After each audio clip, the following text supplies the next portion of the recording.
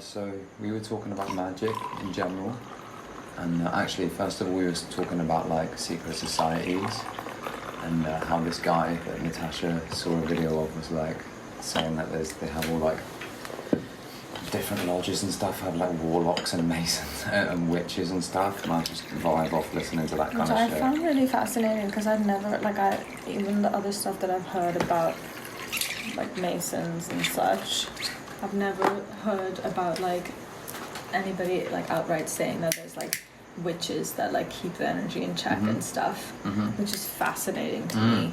I find the magic angle the most fascinating. Yeah, me too. I'm super into these ideas.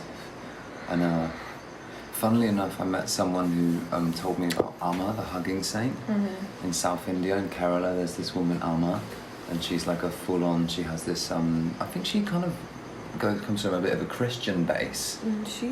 No, is that wrong? She's South Indian Hindu. Okay. And she's from like a really small village. She was like just this like regular village girl. But like as she was growing up, it was like kind of her idea that like what do people want the most, and that's love. And that's what they need the most as well. And she was just on this trip of like spreading love.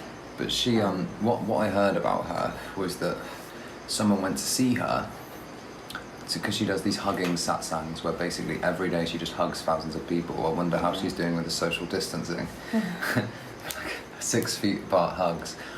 But, it's funny though, like just a little more note on her. I don't want to get into her too much. What the main thing about her was that was that she has guys apparently. Like this person was just noticing that like in the corners up in the sort of gods were like these guys, and this girl was a little bit plugged in psychically, and she said that they were like really holding the space for her, like psychically and like magically, to stop her coming under any kind of psychic attack, which is a big deal in India, right? A lot of different kinds of people have that, from like politicians and actors and like holy people and anybody who is in the public eye a lot more than like not believe that like being attacked psychically is a real thing. Wow. And you know what, it's so funny because since I've been sort of putting some videos out there talking about stuff, I've been like feeling stuff like in the day, like feeling like this kind of thing, and it's kind of a sixth sense kind of thing, but it doesn't just come as a thought. It's not a natural thought like, oh, maybe it's a feeling like, oh, all of a sudden this has come into my awareness, and it's come from outside rather than from within. And so that's super interesting to me, and I'm definitely going to be saging more and stuff like this as I'm doing some evil eye stuff, as I'm doing the doing more videos and stuff. But like so it's funny, like this whole magic thing, I believe in magic, but for these people, for like the celebrities you say, for the politicians, for them magic's a reality. And these are high level people in society, you know, they have access to all the same scientific information you have and I have, but these people are deeply spiritual in that they believe in the spiritual realms. So even if you don't believe in it, it's interesting.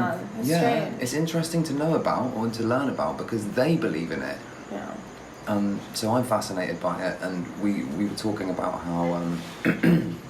how why is it that children are so magical and have this, they're open to the idea of magic. And let's go into the word magic in a bit, like, and how that kind of is a bit of a stumbling block for people. But for now, like, let's focus on why kids, what it is that sort of turns kids and the common man into a kind of nihilistic, reductionist, materialist philosophy where they no longer have any sense of this pranic economy. It's clearly an agenda. I'd say so. Because I feel like when kids, obviously when they come to this place, they're coming from somewhere really magical. And then, you know, it's like even like tiny things, you know, when kids are like really young, they like look out into the, like River was looking into the field today and he's like, oh, a humpback whale. And just something small like that. Any regular parent would be like, no, that's not a humpback whale, that's a cow, or Yeah. no, it's just a bird, there's nothing in that field. And like I think like every single time you tell a child something like that, it like pulls another like blanket over what they're actually seeing, you know. And I think like they're just instinctually inclined to seeing magic. Like when you're developing the linguistic part of the child, you're so interested in making them intelligent, like, no, that's not that, it's this. That's a cat. But Can you've you lost say the cat? sense for it. So as they go, okay, that's not that, you can see how that would be bedded in. But the wider, like, that's funny how, like, we kind of self-police in that way into this materialistic philosophy. But also, like, how things, like, I've always said this, like, I think Santa Claus and the Tooth Fairy and these other things are, like, really strong psychological operations to sort of build up this idea of magic and then cut it down. Once the critical thinking comes in, and then it's like then it's like, I was smart enough to realise this isn't really magic. It never existed in any way. And now I'm smart. And it's like, how old were you when you believed in Santa Claus? How old were you when you learned Santa Claus isn't real? And we kind of then honour this this kind of veil as a sense of intelligence. It's like science over spirituality in a small way. Like I think like the crazy thing is that we're so like brainwashed that like as parents we don't realize, not just us, I mean like all parents, it starts like in the house where we like take away magic from our kids before we even realize what we're doing. And then we reach a certain point and we're like, well, why can't people see what's really there? It's because like at every level it's been like taken out. And like in an intelligent way these things have become really big. Like how you were saying the other day, like we were talking about cultures and you were saying that like what does Santa Claus or the Tooth Fairy or the Easter Bunny have to do with those festivals? Nothing. They're just stories that have been like made up. And I feel like it's really interesting that like not only do we take away the magic, we like present them with our own stories, and then they reach like 8 or something, and then we're like, actually that's not real. So we give them like the smallest piece of magic, and then when they're like a certain age we're like, that's not real, and we like take away the last piece of magic from them, you know. And it's been done to all of us. It's funny how you mentioned these overlays. Like I was listening to what you were saying then. I was just like trying to remember the thought, like, so it didn't leave me. Like it's funny how when you compare the overlays, like the rabbit is the fertility of the pagan worship, and you know, like with the Christmas tree as well. It's paganism. It's Christianity over paganism, right? And paganism in truth circles has got this like kind of satanic connotation these days because of like human sacrifice and stuff like that. But I don't really know enough about it, and I don't want to like cast aspersions. I just want to like compare the two things. I'm not saying that paganism is like magic and it's best. I'm not making a case for that. It's interesting to compare the overlays and the relationship between the two. And like in terms of like first you've got the Easter Bunny and the fertility breeding like rabbits. And then you got Jesus rising from the dead. Well, that's rebirth. It's like it's almost like as an overlay. It's kind of like couldn't get a better, like a more blatant like death of that, birth of this kind of idea. But that's old now. It's like we kind of moved, although that's still running in us. But people still use the term like when people like become religious. All of a sudden, people are like, "Oh, are you born again?" It's like you've taken a rebirth. Like you can do that kind of rebirth on an everyday basis. It's like a new. It's like stepping into a new paradigm, like a mental paradigm, or like dropping a veil. Or like just like becoming more you. Like entering a new level of consciousness or a new vibration, or however you want to put it. But I think it's interesting how like, oh damn it, I think I've lost that thread. Oh, that's it. These are old school. Like, why is it that we still have the Easter Bunny, even though nobody's religious anymore? Why is it that they still keep that one there?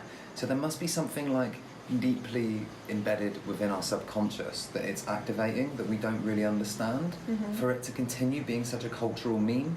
It's not just about selling chocolate. They sell enough chocolate all year round. you know, like sure, it's a little nice little commercial holiday for people, but it's also like this. I feel like it's maintained because it's still, if that's carrying the next one on its shoulders, and it's not until it gets really buried down into the foundations that they can kind of let go of it, and it's set in enough for it to just be this kind of like genetic coded thing that will then be just like normalized maybe or something. But with maybe Christmas as well, like Christmas, they've still got the tree, even though the you know, the Christian Bible says never to bring the tree inside because it's a very pagan thing to do. Is it? Yeah, it's like a pagan thing, isn't it? And there's this whole allegory of the psychedelic experience with the reindeer and because it used to just be a magic mushroom festival, didn't it? Did it? I don't well, know. that's what they say. It's like you would they'd put the fly agaric mushrooms, like the fly agaric mushrooms, right? Is red and white, so that's the Santa Claus colours. Yeah. And it grows under a tree, which is the fir tree. So they bring the tree inside. I don't know about that, but they take the mushrooms, and the reindeer would eat the mushroom, and then because the fly agaric mushroom is poisonous if you eat it just straight up, and you also have to do a certain process to it. You have to like decarboxylate or something. That's with cannabis, but it's something you have to bake it at a certain temperature for it to activate or for it to kill off a certain thing. And then I believe it's mescaline, or it's something close to mescaline, but it's not psilocybin, but it's psychedelic. And but the reindeer can eat it. Basically they drink the reindeer's piss and then fly up the chimney, right, or whatever. As in that's the kind higher of levels. yeah. So, and then you'd be flying you'd fly with the reindeer or whatever through these like astral planes or whatever. So there's this whole interesting like other allegory, and the colours that they've used are still there. And but apparently Santa Claus was like green until Coca-Cola come along as well. So was it? Yeah. Isn't he also black in some places? No, that's Zwarte Piet. Where's that in? It's Holland. like a Dutch one. Yeah. In Holland they have Zwarte Piet, which is this like Santa. Racist kind of like is tradition. Is it a racist thing? Yeah, it's the Moors, right? When the Moors were in Spain, like the Black Islamic time in Spain, when it was a caliphate or whatever, and they were like enemies of like the white Dutch or whatever like that. So they would tell the kids that like this night is when Zwarte Piet comes, and if you F around or whatever, then he's gonna like do some messed up stuff to you. So it's kind of like a racial thing for kids. They were just using the symbol of like the black enemy as this idea that like he'd come along and mess you up. So you've got this like duality within their Christmas tale, and they still do the Zwarte Piet thing. They still tell them about it, which is I just thought it was like they were funny. like super liberal and had a black Santa. No, the opposite actually. Fuck, I didn't know They that. have Santa and they have Zwarte Piet, and they have it on different days, which I think is hilarious. Like I think that's harsh. No, it's not hilarious that they've maintained the racist holiday. I think it's hilarious how like everyone thinks that like it's kind of like one thing, but actually each culture has doctored it to fit their own kind of little agendas throughout the time. Yeah. But I think that like something about Santa Claus was, and then again you've got the Saint Nicholas thing, was sort of going away from the magic a little bit. We should go back to that. But like the whole thing for us was that like when you tell a kid that Santa Claus isn't real, the Tooth Fairy isn't real, the Easter Bunny isn't real, I had this sense, I remember when it happened, that I used to read fantasy as a child. I used to wish that Hagrid would come and pick me up and take me off, because I just felt this nihilism in the world that was really crushing. And I used to like research outer space and stuff because I was like, oh, there's some magic there. But then even I got to a point in that where it's like, it's just not, there's no energy there. Yeah. There's nothing It's that just like, amazes this me is a about fact, it that is anymore. a It's just fact. empty space and nothing I can touch or have a relationship with. And that's where I think magic rests. It's like we have this like sense of this prana. I love to call it a prana economy now. Like there's all these energies out there that we can't think about. Like this, when you like concentrate on your head, there's an actual energy there. Like when you feel this center, this part of your brain or body or mind or physical form is very there's a particular feeling to that state of consciousness. But in your other centers, like in your heart and everything, you've got this like flowy kind of feeling, butterflies. Oh, you've got butterflies. And it's not like it's not a physical sensation, it's like a vibrational sensation, and that's where you feel the music in your heart and where you feel the emotion and the blues in your stomach and in your gut and stuff. And I think these are more connected to the magical things, although I might be wrong. So like with all this outer space stuff and that, I could never connect to it like in that way, I guess, in retrospect. So I think it's interesting about the forehead magic, because I think like how when we first started dating, yeah, we used to connect that way, didn't we? Yeah. When we used to, like, even sexually, but even otherwise, we used to connect forehead to forehead. And then when we met, well, not when we met, but when River came to us, he does that, doesn't he?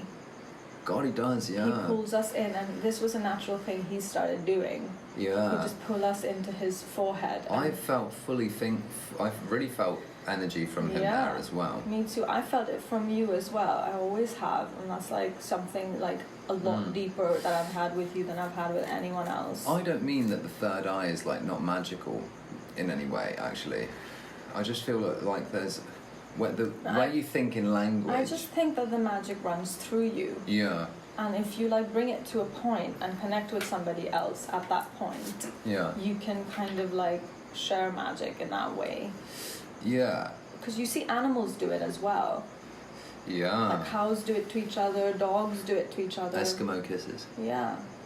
But there's also there's something I've been thinking. I smoked some DMT the other night, and I had this like, I could feel the difference between when my thoughts would be present, when I'd be observing my thoughts that would come in, and when I'd be in this other space of perception that was like different pattern, expression. It talks in sign and like waves and feeling and subtle like expression, and it's very delicate. It's very swift, and it's just a different flow. Yeah. You know, so like I feel like that is what's turned off in the majority of people. Feminine energy. Yeah, call it that. Yeah. I mean, yeah. I don't know about... This is the problem with language, right? You've just assigned a mental thing to it that I was talking about, and this is where it... This is where it breaks down the magic. Yeah. Because on that level, feminine and masculine are kind of like... They're unified. Intertwined, exactly, aren't they? But they are two sides of a coin. They're not the exact same thing. No, but they're two... Yeah, but here's where, again, like, we're using language again, which is... This is the barrier for me, you know? I mean, that's the only tool we have to, like, speak to camera with.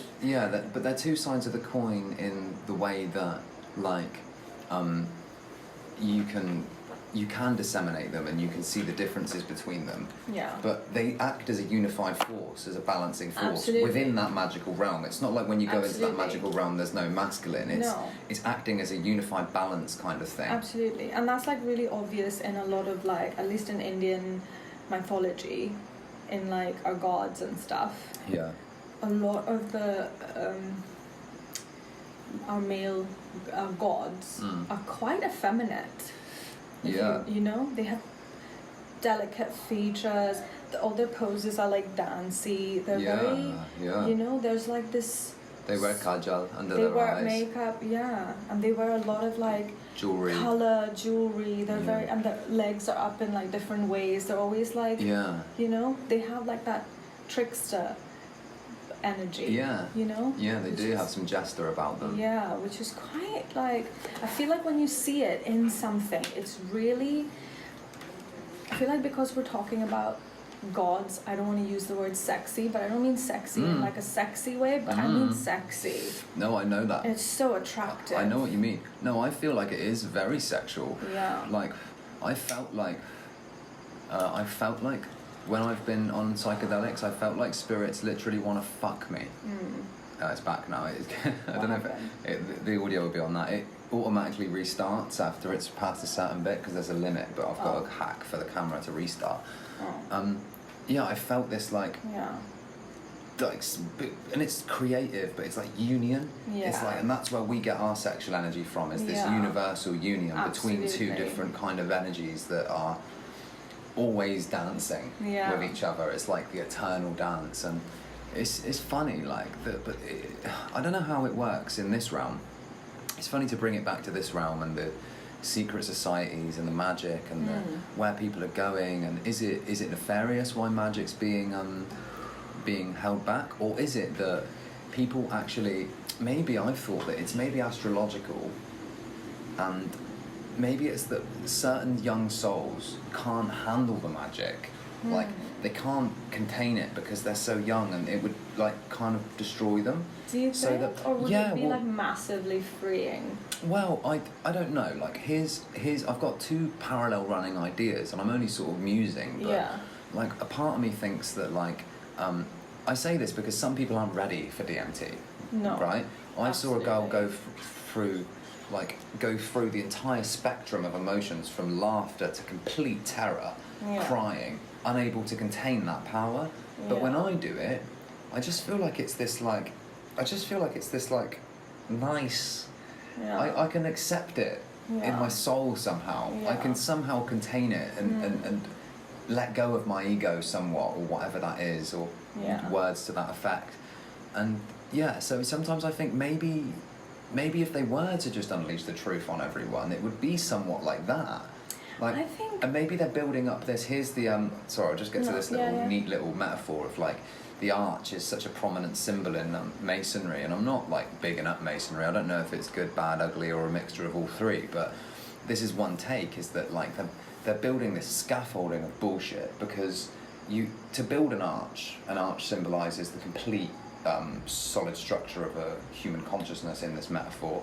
To build an arch, you have to build a frame, a scaffolding, because you build them up, and then as you're building it inwards, it has to rest on something, right? Until you drop in the keystone at the top. And the keystone is like the final piece of knowledge. So when you drop that in the top, you can get rid of all the scaffolding, which is all the bullshit, which isn't the beauty or the art or the arch, but then it holds itself up. So maybe they need to just like tell everyone like, everything's made of atoms, and we're just an accident, and people are like, oh yeah, and then until they can finally like maybe develop enough through enough experience and like pieces of scaffolding to then finally accept the keystone, and then when that keystone's in place, maybe the whole arch can then stand. Like, I find that quite... I really like how you describe that. Yeah, like it can take away a lot of hatred for secret societies, which is quite good for the soul. But I don't know if that's true, but I've heard that isn't my take. That's a guy called James True, who said that, and I thought it was really quite eloquent and a nice take. Yeah, it's beautifully put. I've just been thinking lately about, like, because I've wanted to write something about this, but I'm trying to get my thoughts around it.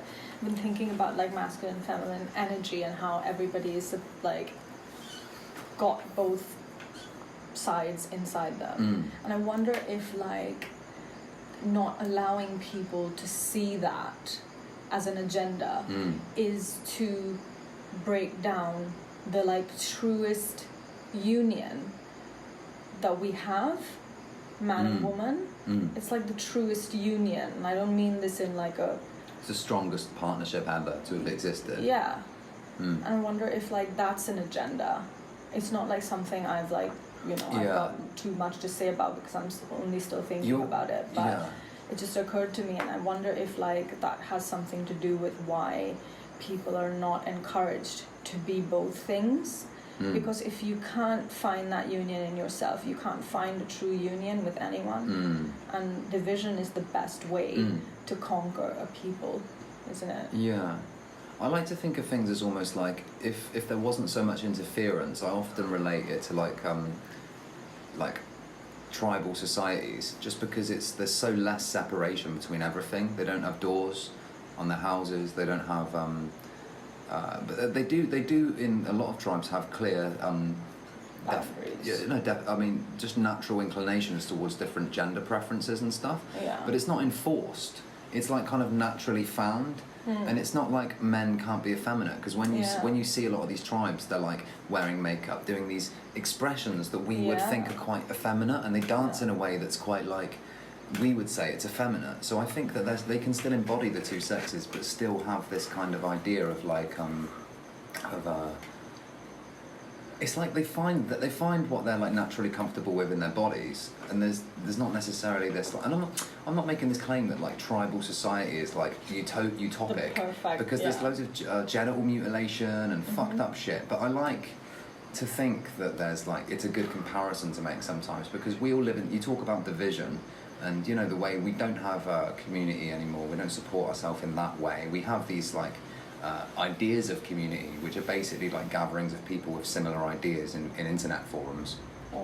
But like, we have houses, we have cars, it's all insular, we have jobs, and then it's like the gender roles have to become more sterilised, or they have become more sterilised. And I think like what I said before, this is going a different way to what I said about the arch earlier, and like that's a, like kind of a nice idea, like maybe it's like maybe the bullshit's worth it for some people if they can't handle it. But if there's an actual kind of like satanic agenda to sort of like, because I'm open to this as well, like the whole vampire society where they're feeding off our prana and our fear. Like when they don't feed off our fear, I think they feed off our love. But when our love is gone from us, all we have left is fear. They're not feeding on the fear. That doesn't taste good. They want the love. That's the juicy steak, right?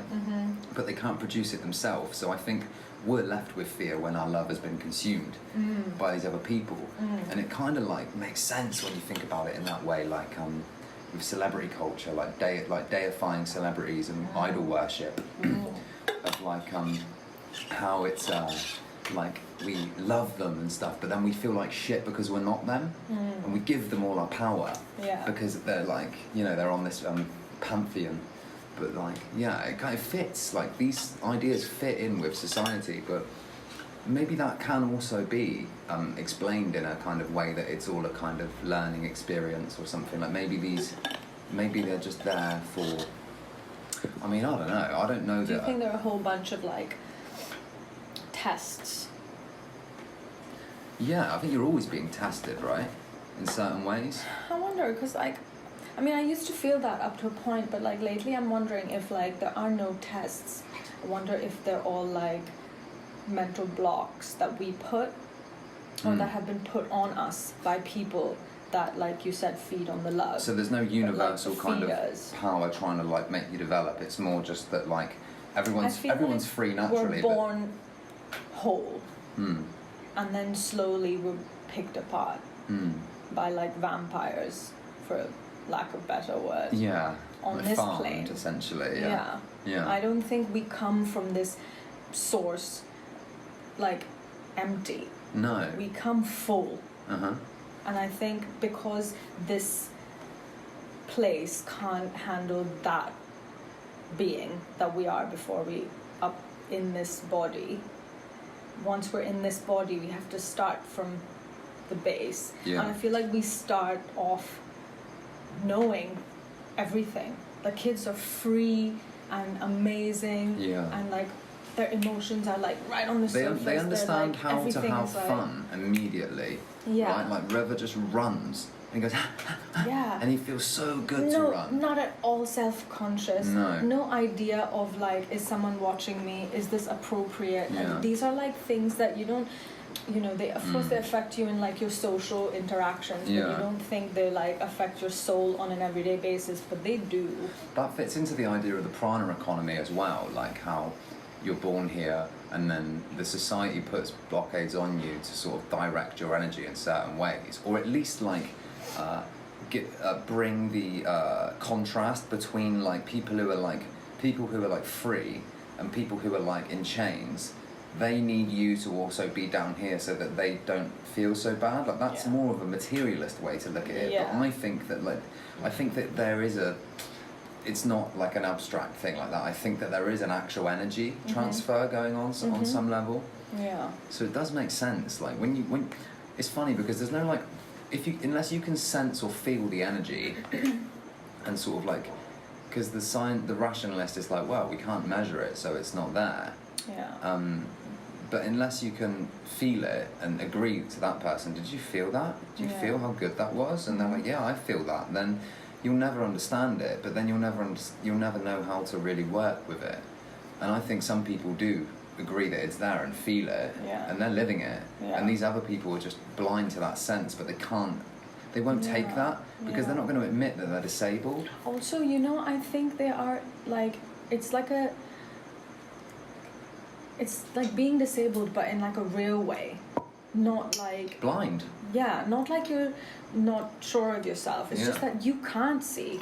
Yeah. Because, you know, like I think about like when we lived at the farm. Yeah. I used to like meditate outside by that huge tree in the garden every day. And that tree used to give me all kinds of energy. Yeah. And I remember the one day when you like came back from work and I was sitting outside and meditating.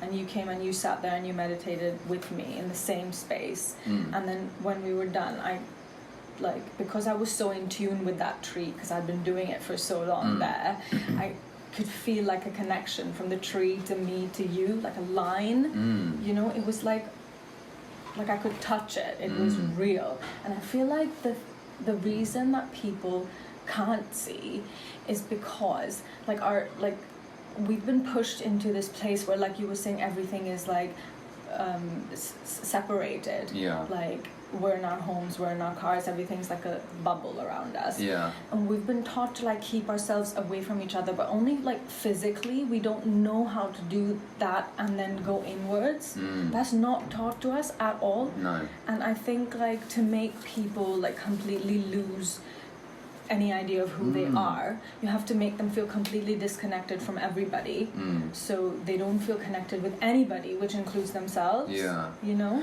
But you can also you can explain it from a non-conspiratorial perspective, like culturally, for example. Like we can sit here, come up with a scheme or a business just from this room and become rich on this laptop because we know it can be done, right? Yeah. Whereas like John down the road, who grew up in a shack, doesn't even know it's there, so will never have the opportunity because he's not had exposure to it. So culturally it's kind of like it's not there. Just like how, you know, we don't teach kids to meditate in school. This ties back into magic in the sense that how, like you said, nobody believes in God anymore.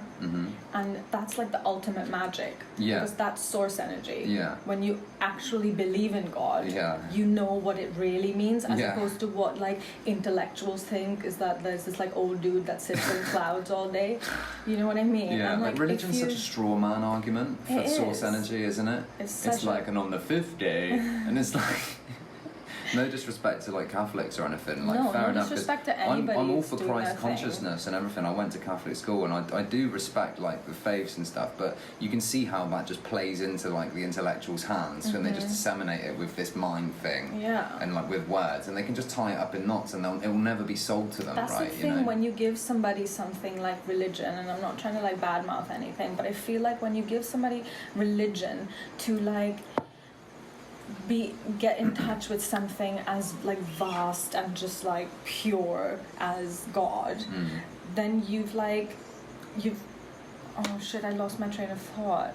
You make them arrogant because you feel like, you know, I can explain these things through these things, and then anyone who can like see that religion is not a connection to anything feels like you guys are like living in some backward world. This God thing is dumb. You know what I mean? Oh, it's God. Like it's like a way to play both kinds of people. So true. It's so true. And it's so funny how we have this ego tendency to like, we never want to admit we've been fooled or that we're wrong. Like I really, out of anything in life, I want to walk this walk because I do talk this talk, but like you can't go up to someone and tell them like, dude, your politics are being fed to you by a propaganda machine, because they're like, no, because they've posted about it for 2 years, and to suddenly have all that investment in that like line of like identity, to suddenly go back on themselves, they'd have to like really take a fucking hit.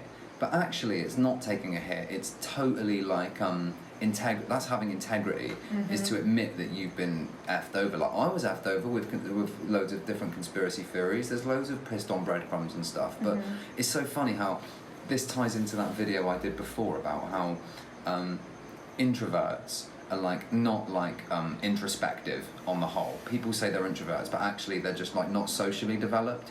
So it's like I understand that some people are like introspective people, but I don't think that means that you don't learn how to socialise, or you can't develop that tool to socialise. And sure, maybe you're absolute power rests in one or the other, and that's what you give to society. But it doesn't mean that you can't be a good all-rounder still and build up different skills. Like, I play the guitar, but my rhythm is also transferable to the drums and to the bass, because I've internalized rhythm, you know, in a certain way, and now that can be used in different aspects. And I think people are like using these excuses, and not just using them. It's like, now you're seeing in society the same way atheism and stuff is like, we are calling it this kind of like blindness to magic, or blindness to prana, or blindness to source energy, like a death sense within you.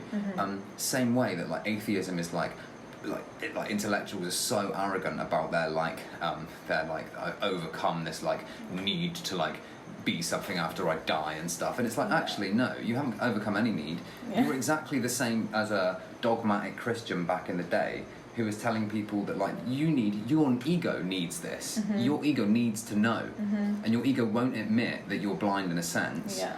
So that's the thing. It's no different to the dogmatists. It's no different at all, and people will really get triggered by that, and I hope they do. Because I don't hope they do. Because arrogance comes from fear, doesn't it? Yeah. Fear of not knowing. The memes come out, and they all club together. It's like, like, we like, and it's like group kind of what do you call it when you group enabling, you know, and then it's like consensus culture, where it's like, like we've got consensus, even though we're wrong.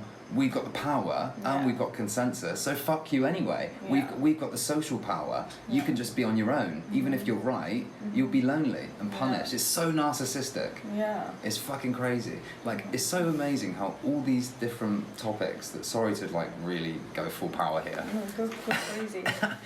Like, it's amazing how all these different topics, like, I love everything is everything, because the way that humans interact with each different individual topic comes with exactly the same set of like issues and behaviors. It's like when like you'll come to Arambal, like this like hippie paradise in India, and people come here, and it's like you expect like people who have like unshackled the bonds of ego, and everyone's going to be giving and loving, but actually it's full of narcissists, and it's full of people who are just like won't even like look you in the eye down the street, like too cool for school people, who just like. And it's like, what the fuck, dude? It's like you've literally just put on new clothes and you've come to a new place and you're still the same person. It's like you can't. I don't know if I can fully explain that. But you can't overcome anything that's like an internal problem by changing your external. That's it. And that's like the easiest way. So most people try that first. Until you get to a point where you're like, no matter where I run, and I'm saying this more to myself than anyone else, because I struggle with running, but like no matter where you run, you're always with you, and if you don't tackle your inside, you're fucked. And that's part of like the whole magic, I think, is that people are like people don't understand the currency through which like these that we feel through emotions, and that how we interact. It's a very delicate currency that everyone actually kind of does play it all the time, but no one admits that they're playing it. Like these passive aggressive people, like they'll come in and they'll say something to you, but if you shine a light on it, you're the one who's kind of broken the problem. You've like created this problem now, even though that you're feeling the attack. It's like they work with these energies, they take your power, and then they also, and that's magic. It is magic. That is magic. Like, that is a kind of drawing from you, you know? It's a kind of vampirism that works. And like, you see it all the time, but still people don't realise that it exists. They just think like, haha, now I'm like better, but they're elated. They've got energy, you know? So there's this whole currency that's like there. Wow. Really cool. But like with magic and stuff, I don't know, like I think it's like a really nice topic, because there's got to be opposing sides to this as well, right? Because we're mostly talking about magic from like energy suckers, but like there's an opposite side, because something is holding it up. Well, I think that we as beings are like full-on producers of this prana. Like that's our thing, because we are like God's children, and we're like fucking incredible. We have the power to love, you know? We have the power to like forgive and like love people, and like give people energy, you know, and that's so powerful. Like we can do it through our hands, and we can do it through our like our expressions. You can smile at people in the street and they'll feel good. Yeah. You know, like we have this ability to transmute energy to other people through the ether, which I'm sure exists, like through this medium that connects us all, this Wi-Fi that we all have, and we can like conjure all sorts of like magic. And the thing is, this is everyday stuff, and we're calling it magic because we see the power of it. Yeah. But they're calling it like, oh no, that's just like a smile and then it's dopamine, because they're just like, they've got this, I don't know, I mean, it's just a different linguistic framework, but they don't, it's actually no different. We're talking about the same thing, like what it is and what we call it. It doesn't matter what we call it, it is something, and we're calling it, this is why I said in the beginning, like maybe magic is like a bad, like let's talk about the word magic, because people think magic, the word magic is already loaded as fake. You know, because literature, fantasy, novels, it's loaded as a fake word, but we're just saying that like we revere these things as like actual forces and power, and there's this energy which is like like you can't measure it because it's not like a mass. It's not like you can't break it into pieces because it's different. It's like a field. You know, because you can't quantify an electrical field. You can't break it in half and say, oh, that's that bit and that's that bit. You can measure its force on a meter, but you can't quantify it in an individual sense. So that's why it doesn't fit into this narrow bandwidth of like science and stuff, and why language fails to express it perfectly, and why dance expresses it perfectly, because it's just one move to the next. Like you take a picture of a dancer in a middle thing, and it might not look that good. You could be in the middle of a move and it's like, oh, what's that? But the full flow of it is where the expression lies. So language is sucky when it comes to expressing magic, unless it's like some really beautiful old school language that's like built in. It's definitely not English. It's not. That's why none of the spells in Harry Potter are in English, right? Wingardium Leviosa, like actually levitating Leviosa, but it sounds, Leviosa is like nice, no? Like levitate is like so clunky. Nice. Do you think we've gone too long? I think it's been 42 minutes. I don't mind. Do you not? No, because it's kind of like podcast format almost now. Yeah, okay, cool. It's really hot though. Fucking sweating. Yeah. That's fine though, I don't mind going. Yeah. Like, am I talking too much or like over you? Am I too like? Not at all. Because I get excited and then I have to like go for it. No, it's nice because I feel like that's how conversations get taken forward. If you like let somebody just like rant for like 15 minutes, and then you know there's like so much more. And if you ever feel something strongly as well, just butt in and I'll just like have a pen and try. No, yeah, of course. It's good to have a pen handy because if you have a thought, sometimes you can like jot it down like on your hand or whatever. Yeah. Another thing I was thinking about was like this like old culture idea of like taking photos of people and it like taking a piece of your soul, and it like links back to what you were saying about like starting to make new videos and feeling energy suddenly, like new energy. And I wonder if that's what people meant when they said don't take my picture, it's going to take a piece of my soul, is that now you have a little bit of me when you've taken that, and you know suddenly you're on everybody's radar.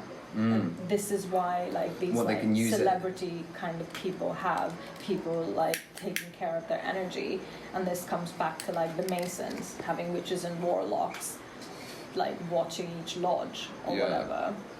'Cause everybody's in that zone in their own way. Everybody knows this exists in their own way. You know, I was just mind blown when I read today, last night actually, that they have like witches and shit. I mean, for each sector. I've never heard that. It wouldn't surprise me. But I've never heard that, and I don't know if I fully believe that, but it totally wouldn't surprise me. But it doesn't change the way I feel about magic. No. I would imagine they do. Yeah. And definitely in the higher levels they know about it. Like this is what the like atheists and that don't. I've had a long-standing like gripe with atheism. And I've been struggling to. I'm only now getting to the point where I think I can kind of step into the ring with one and hold them accountable to a few things, because like it's damn it, what was I going to say? I'm like too focused on my hatred for atheists now. Like you can't convince, damn it, what was I going to say? Like maybe I was going to say this and that will come back round. Like this guy, a friend of mine, after this whole lockdown situation thing came out, I started having some long text conversations with him, and then sort of voice note conversations with him on WhatsApp, and he listens to a lot of Sam Harris. And Sam Harris is this like massive like intellectual podcaster who has all these like scientists on, full-on reductionist materialists. Like that's his roster, you know. It's all like this and quantum this, but really they're not scientists, they're mathematicians. You know, they're not out in the field doing natural science.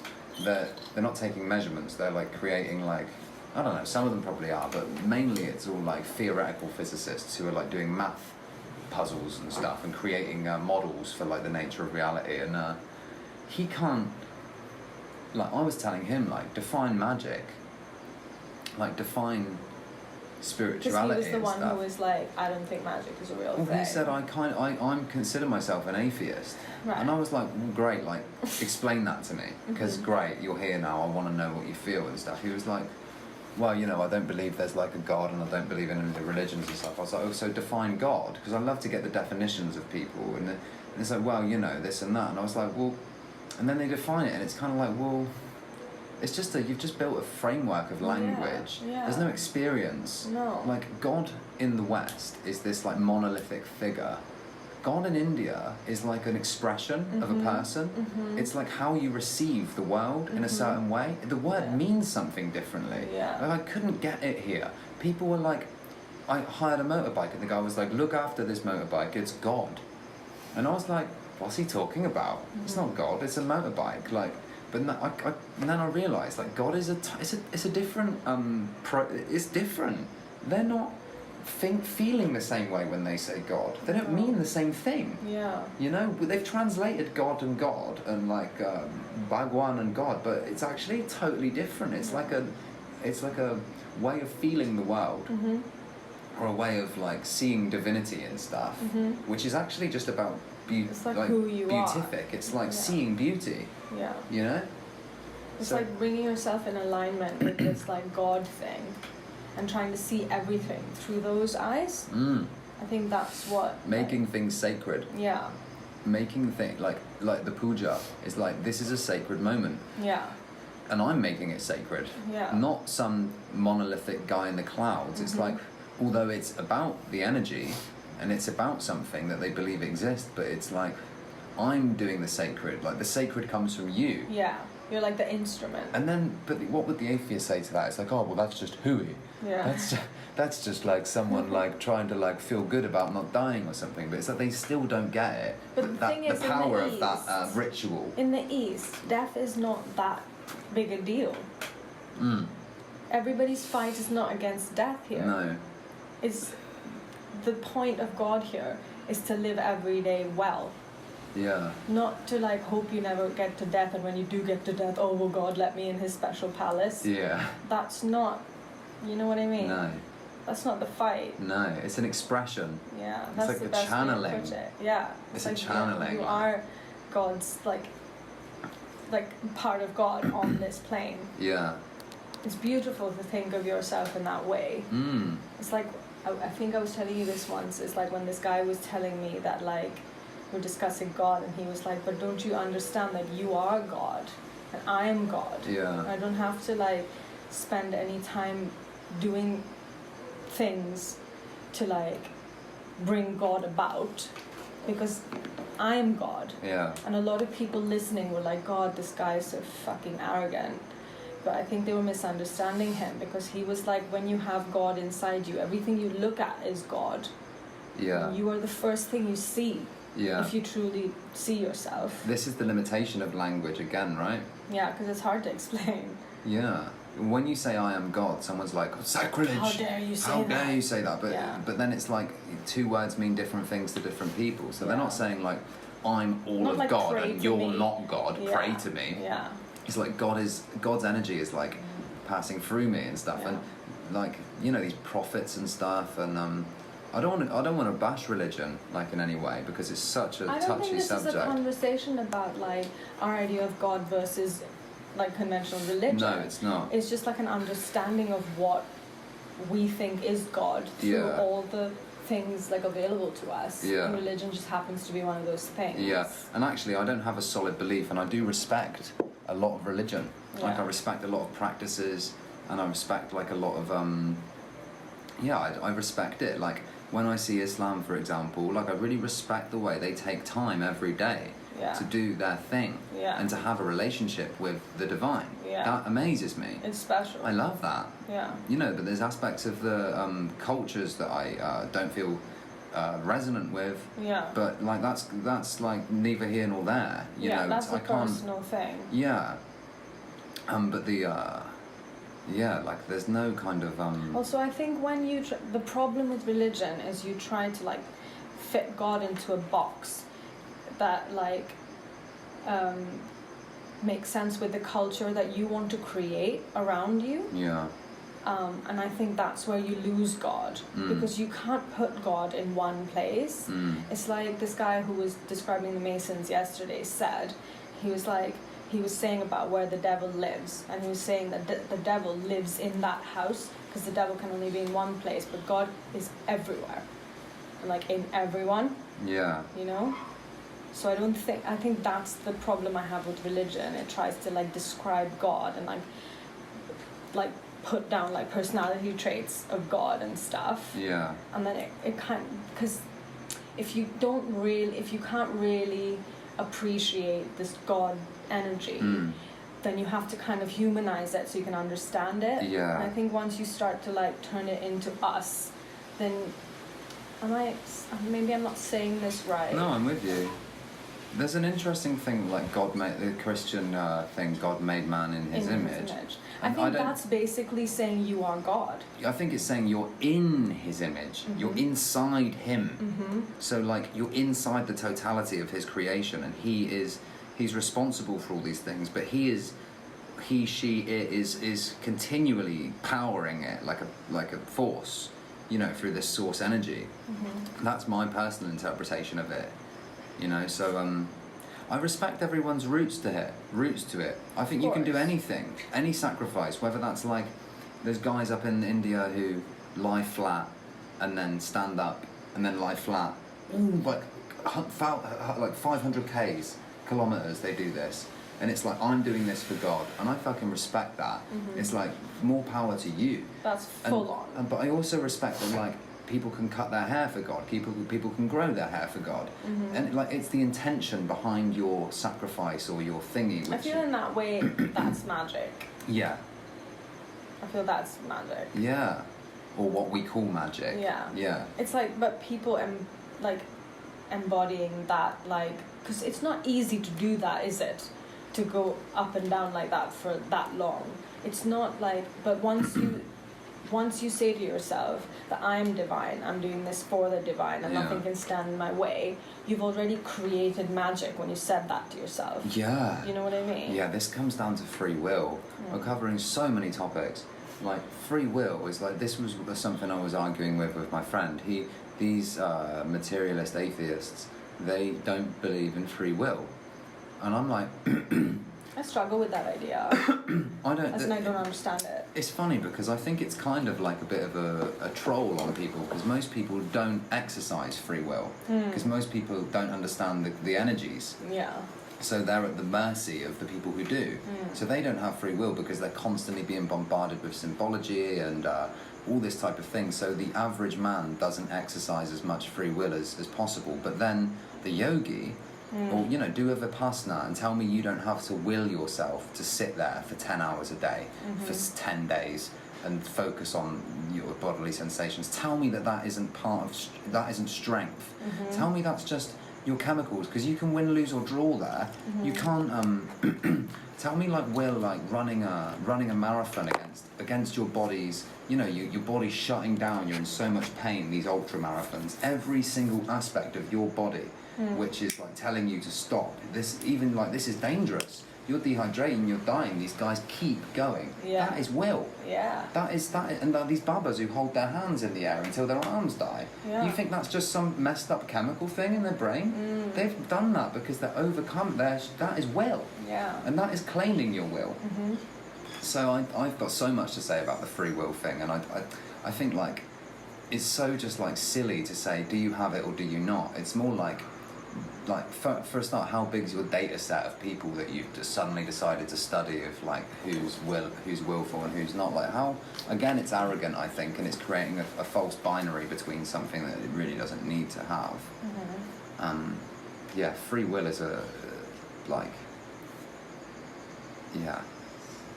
there's so much automation in life. You commit things to autonomy, but your subconscious is there doing things, but then you can will things. Things do take willful exercise, in my opinion. I'm trying to, whenever I do this, I then try to like consider I then straight away go to consider the other side. Yeah. And I'm like, so what would they say to that? And I challenge myself because I want to know, I want to strengthen that. I've said that with quite a lot of zazz. So, I want to like cover all the bases, but yeah, willful ignorance. Anyway, yeah, that's quite good. Should we call it a day? Should we stop it on 5:55 on here? Yeah. Okay. Can you see? Oh, damn it. Resume. Oh, 5, 5, 5, 4, 5. We almost got all the fives. Ciao for now.